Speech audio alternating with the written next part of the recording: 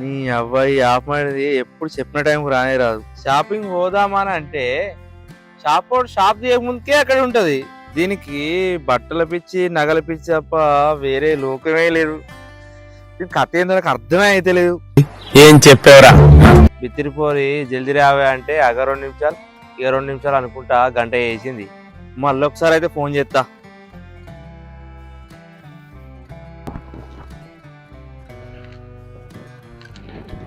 సరేనే, నేను మళ్ళీ చేస్తాను, నాకు ఫోన్ వస్తుంది.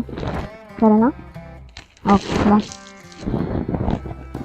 ఏమైంది పరిమళ, ఇంకెంతసేపే?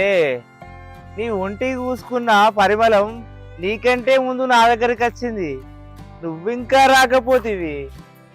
అబ్బా, నీ సరసం ఆపు రవి. నీ మాటలతో మత్తెక్కిస్తున్నావు.